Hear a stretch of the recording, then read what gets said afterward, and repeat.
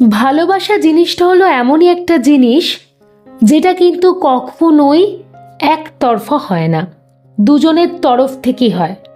আবার সেরকমও মিস করাটা, একে অপরকে নিয়ে চিন্তা করা, মনে করা, তার কথা ভাবা, এইগুলো কিন্তু সব ক্ষেত্রে একতরফা হয় না।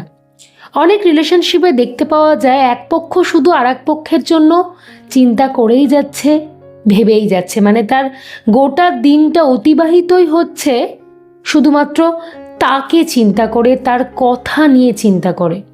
কিন্তু উল্টো দিকে আর এক পক্ষ, তার এইসব বালাই নেই, সে এত কিছু ভাবছেও না বা বলতে পারো চিন্তাও করছে না।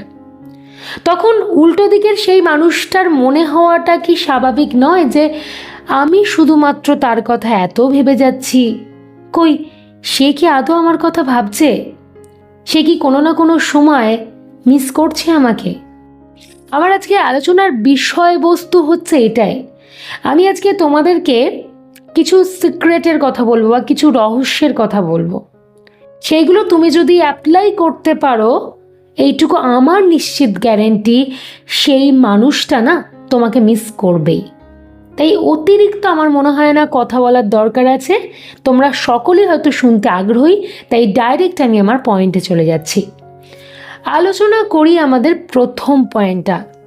যদি এই সিক্রেট টিপসটা তুমি কাজে লাগাও তাহলে তুমি সফল হবেই, মানে সে তোমাকে কিন্তু মিস করতে কোনো না কোনো ক্ষেত্রে বাধ্য হবেই, প্রথম দিকে না হলেও পরবর্তীতে যত সময় এগোবে বাধ্য হবে। সেটা কি জানো? নিশ্চয়ই জানতে ইচ্ছা করছে। তুমি প্রত্যেকটা মুহূর্তে এফর্টটা অতিরিক্ত দেবে না। যেটা হয়তো আগে করে এসছো, এতদিন করে এসছো, আজকে থেকে সেটা একটুখানি কম করো। বিষয়টা কি একটু ডিটেলসে বর্ণনা করি। তুমি যখনই অতিরিক্ত নিজেকে অ্যাক্সেস করতে দেবে তখন আর না সেই রহস্যটা থাকবে না, কিছু না কিছুভাবে সেই রহস্যটা থাকবেই না। তার তখন মনে হবে না জিনিসটার মধ্যে একটা আলাদা টান রয়েছে, একটা গুরুত্ব রয়েছে। সেই রহস্যটা যখনই থাকবে না তখন গুরুত্বটা আস্তে আস্তে কমে যাবে। হয়তো একটা সময় তুমি রিলেশনশিপের ওপর প্রচুর এফর্ট দিয়েছো, প্রচুর, মানে যেটা হয়তো কেউ করে না তুমি সেটা করেছো। ওই জন্য হয়তো কোনো না কোনো ক্ষেত্রে তার গুরুত্বটা কমে গেছে, মানে তার কাছে তোমার গুরুত্বটা কমে গেছে। আমি অ্যাট প্রেজেন্ট বলবো, সে যদি তোমাকে মিস করতে চায় তোমাকে এই কাজটা করতেই হবে। অত বেশি এফোর্ট দেওয়ার দরকার নেই, নর্মাল থাকো। মানে তাকে এইটা বারবার করে বলতে যেও না বা বোঝাতে যেও না যে আমি তোমাকে ছাড়া থাকতে পারছি না, আমি তোমাকে খুব মিস করছি, আমার দিনটা কাটছে না, আমি এতটা দূরে রয়েছি, তোমার সাথে মনে হচ্ছে কবে দেখা হবে, এই বারবার মনের কথাগুলো, কষ্টগুলো বলতে যেও না। তখন তার কি মনে হবে বলো তো? তার তখন ইজিলি জিনিসটা মনে হবে যে ও তো আমাকে মিস করেই সবসময়, ওর তোটা মনে হওয়া স্বাভাবিক, মানে তোমাকে না খুব সে ক্যাজুয়াল ভেবে নেবে। আর যত দিনের পর দিন এই ক্যাজুয়ালিটিটা ব্যাপারটা চলে আসবে না, তোমার গুরুত্বটা কিন্তু তার কাছে কমতে শুরু করবে। আমার এটা বলার উদ্দেশ্য এটাই, যাতে কোনো দিনও গুরুত্বটা না কমে। তাই এই সিক্রেট টিপসটা বলবো একটু অ্যাপ্লাই করার চেষ্টা করো, তুমি কিন্তু একটা ভালো উত্তর পাবে, বা এই মিস করার ব্যাপারটা তুমি কিন্তু হাতে নাতে প্রমাণ পাবে, লক্ষ্য করতে পারবে যে কতটা চেঞ্জ হচ্ছে একটা মানুষের মধ্যে, বিষয়টা তুমি নিজেই উপলব্ধি করতে পারবে। নাম্বার 2, ফার্স্ট অফ অল তোমাকে ভালো থাকতে হবে, তোমার নিজের লাইফটাকে পরিপূর্ণ করে তুলতে হবে। নিশ্চয়ই এইটাও তোমাদের অবাক লাগছে যে আমি টপিকটা নিয়ে আলোচনা করছি যে সে কিভাবে মিস করবে বা সে মিস করতে বাধ্য হবে। তাহলে আমার ভালো থাকাটা কোথায় আসছে? 100 বার আসছে। তুমি আগে তোমার নিজেকে ভালো রাখো, নিজের লাইফে প্রতিষ্ঠিত হও, সব সময় তোমার মুখে যাতে একটা হাসি থাকে, মানে তোমাকে দেখলেই মনে হয় যে না তুমি ভীষণ হ্যাপি, তুমি তোমার লাইফে ভীষণ খুশি। একটা কথা মনে রাখবে, কেউ কারো দুঃখটা না নিতে চায় না, সবাই সবার আনন্দটা নিতে চায়। বর্তমান যুগটা এরকম, এখনকার দিকের বেশিরভাগ রিলেশনশিপগুলোই কিন্তু এই রকমই।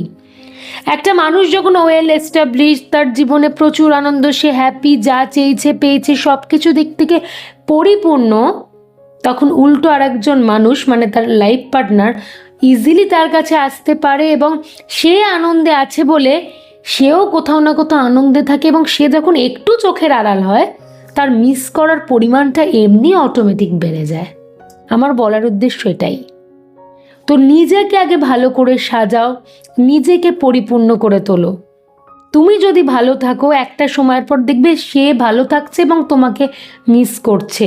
কিন্তু তুমি যদি কষ্ট নিয়ে এক্সস্টেড হয়ে থাকো, তোমার মন মেজাজ ভালো নেই, তুমি লাইফে এস্টাবলিশ হতে পারছো না, তুই কোথাও না কোথাও গিয়ে প্রচুর স্ট্রাগল করছো, তখন না সেই মানুষটারও ভালো লাগবে না। মিস করা তো দূরস্থ, হয়তো অনেক ক্ষেত্রে হাত ছেড়ে দিয়েও চলে যাবে। মনে হবে না ওর লাইফটা তো নড়বড়ে, ঠিক মতো নেই ওর লাইফটা, আমি বেকার বেকার এত কষ্ট নেব কেন, আর ভালো লাগছে না, পারছি না। মিস করা সেটা অনেক দূরস্থ হয়ে যাবে। তাই নিজেকে আগে ভালো করে গুছিয়ে না। 3 নম্বর পয়েন্টটা বলি, নিজের ভবিষ্যতের বা তোমাদের দুজনের ভবিষ্যতের একটা বীজ বপন করে দাও তার মনের মধ্যে।